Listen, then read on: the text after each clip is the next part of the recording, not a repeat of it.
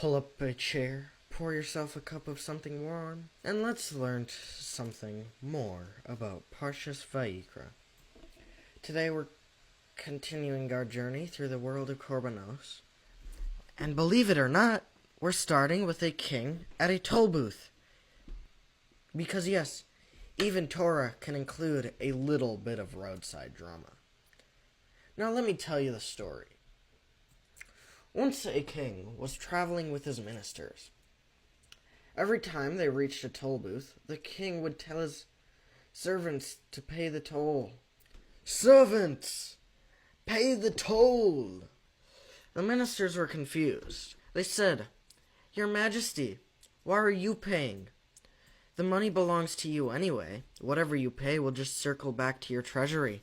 It's like paying yourself." And the king answered simply, with something simple, so powerful.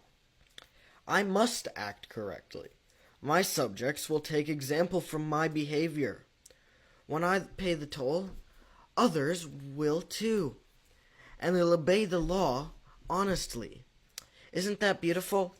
A king who knows that integrity begins at the top.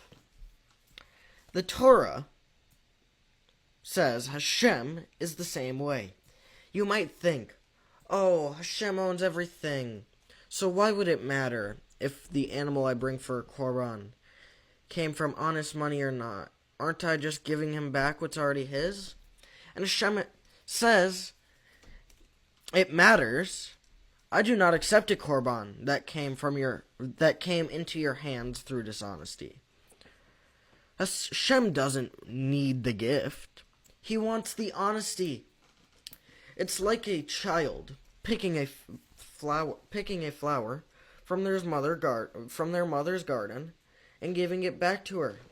She doesn't care about the flower. She cares about the heart behind it. But imagine the child stole the flowers from the neighbor's garden and said, "Look, Mommy, I brought you something." Not the same. Hashem says, if you're going to give me something, give it with clean hands. Give it with integrity. That's the korban I desire. Now let's talk about what the Olah offering actually atones for. It's fascinating.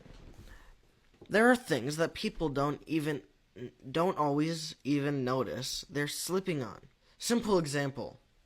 Let's say you're forgetting a positive mitzvah. Forgetting to put on tefillin. But it's not out of rebellion, not out of anger, just oops, life happened, chaos, carpool, deadliness, and tefillin somehow didn't make the cut. The Olah helps a person realign and say, Hashem, I want to do better. It's a korban of aspiration, fixing a certain type of negative commandment. Now this part is amazing.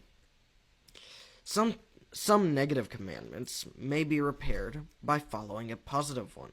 For example, if someone steals, he broke a negative commandment.